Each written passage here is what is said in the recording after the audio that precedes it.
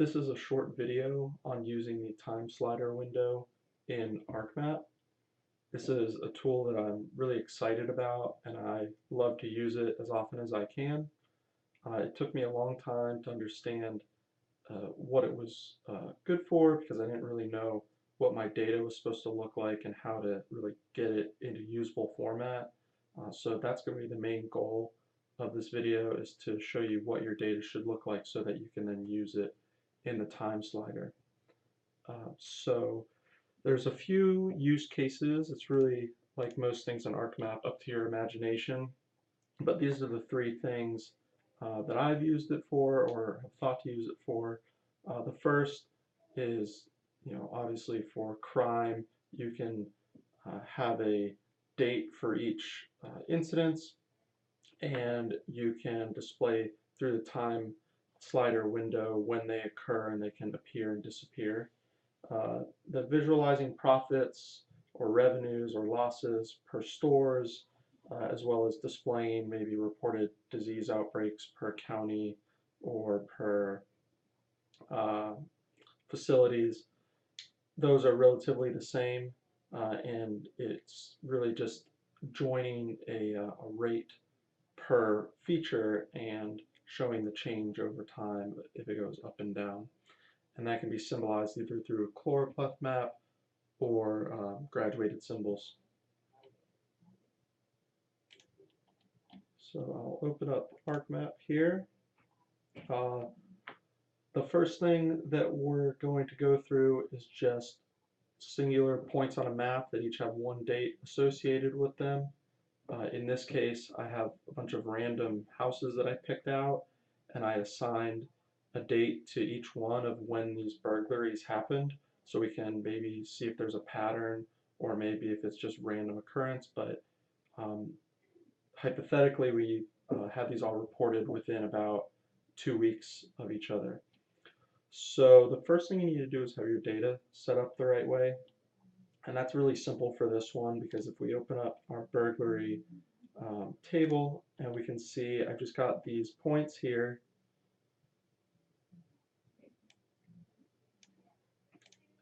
and you can see as I go along, and they all have just a date associated with them when they happened.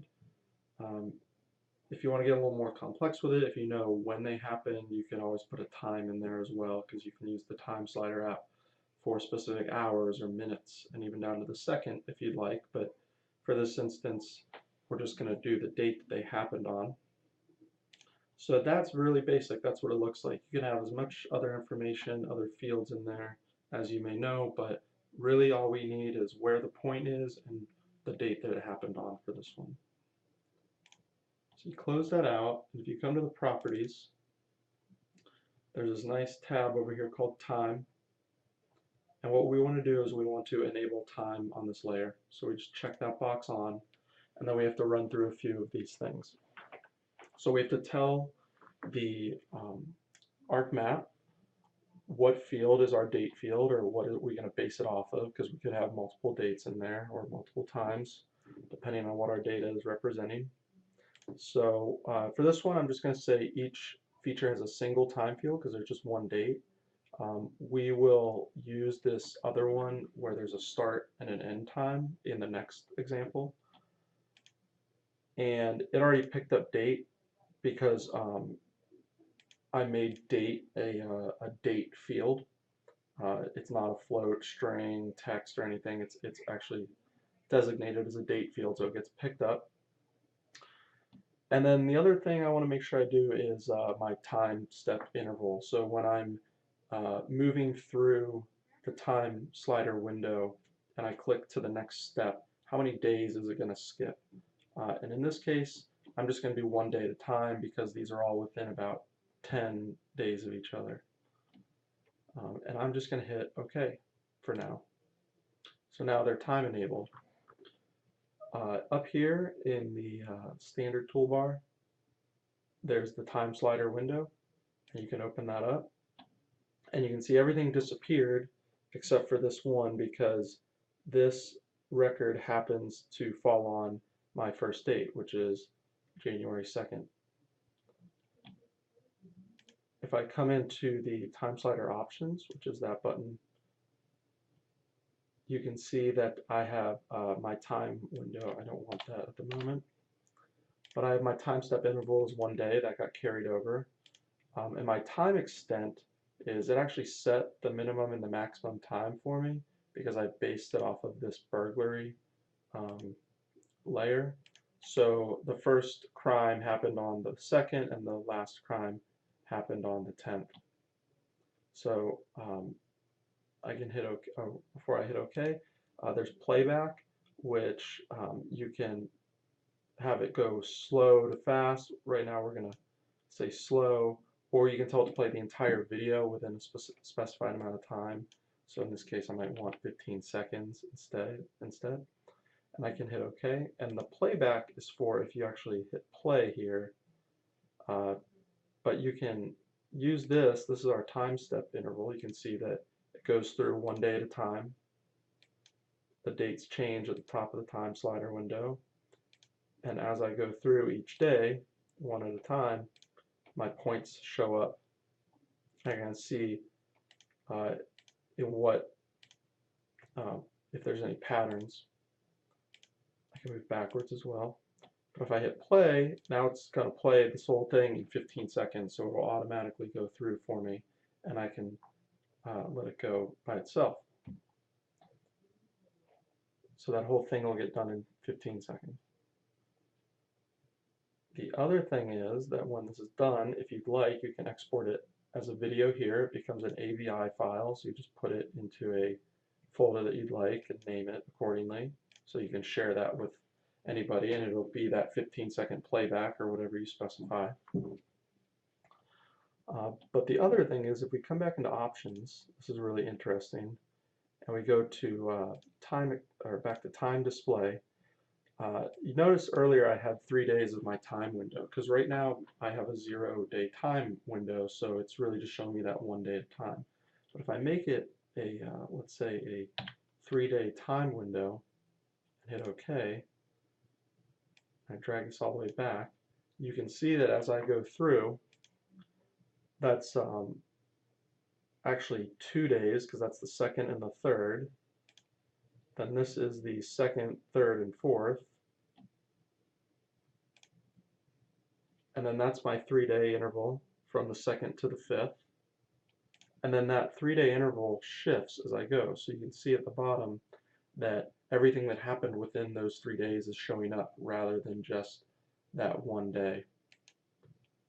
So we had a lot happen in between these 3 days. You can see most of the crimes happened between the 4th and the 7th. So it can kind of give us a better idea of when these crimes were centrally located. And we can move those forward. So that is using the time slider window and using dates for individual points. So at the moment, I'm going to turn this off, which I can do right here, just disable time on the map. I'll get rid of that for a sec. And I'm going to turn off time on my burglary layer. I'm actually going to turn it off. The next thing I'm going to show you is where something might have a start date and an end date. So I'm going to zoom to the layer here and turn these on. And so these are my vendors or my stores that I have. I've used these in other examples, or just grocery stores throughout the area. And as you can see, if I open up my attribute table, there's no dates or anything associated with them right now. They're just addresses, points on the map. But I have in a table my profits for each store that I can join in, and I can associate each one of these profits with a store. And you'll notice that I have 4 records for each store. And that is because I have reported profit for every week in January. So I have it set up where each store has 4 weeks, as you can see, and there's a profit associated with each one. And I do that the whole way down in my data.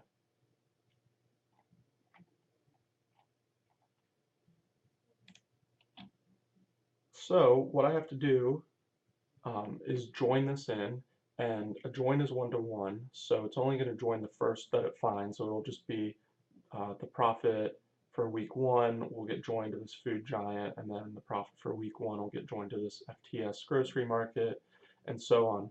But when you time enable it, that ArcMap will know to look through each record, and you'll see that as we go. So I have this as an ARC table. I've tried using it as an Excel table and it doesn't seem to want to cooperate, so I exported it to a geodatabase as a ARC table, and I'm just going to perform my join here based on my store ID and hit OK. And you can see if I open this back up that now I have a start date and an end date. So that's my week that this profit got reported for. But it's only that first week for each one. However, if I come back over here, come into properties, and enable time on this map, on this layer, I could, if I wanted to, specify that each one of these has only one date field, and that could be my end date, because that might be the day that these profits got reported on. But for this example, I'm going to say that it has a start and an end date, and I already have them labeled as start dates and end dates, and you can see it picks it up. So sample 1-1 to 1-7, and my time step interval for this one is going to be 7 days, because I'm just looking at what was the profit from week to week. I can hit OK, and then what I want to do here is actually come back into the properties, sorry for closing that, and go to quantities, graduated symbols. If I was doing this maybe for polygons for like the counties, I wanted to display rates of something per county, I might want to use graduated colors instead, make a choropleth map. But in this case, I'm going to say my graduated symbols are based off my profits. Hit OK, and these are just random numbers that I made up for each store. And you can see that there's actually 4 circles on every location. That's because it's reading all 4 profits right now because I enabled time on that layer. But if I go into the time slider app, and then enable time, I have to fix some of my change this back to 7 days from, whoops, actually I want 0 days, sorry. But my time step interval is going to be 7 days. Because that's a week to week. And then I'm also going to say restrict this to test vendors, so it knows my start time is going to be 1-1. So as you can see here, I've set my start time as the 1st, my end date as the 28th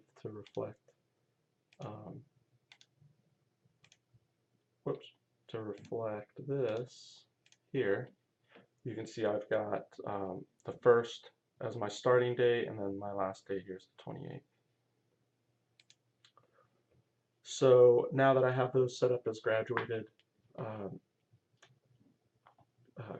symbols, I can visually see, whoops, I went past one. I can visually see how the profits change per store over time.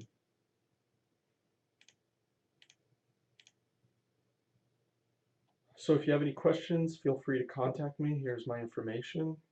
There's also a link to the ArcGIS desktop resources page on this topic if you want to go a little bit more in depth with it. But this was really intended just to show you what your data should look like, how you get into a usable format, and start working with the time slider window. So I hope that I accomplished that, and that you start utilizing your data and picking out patterns temporally from now on.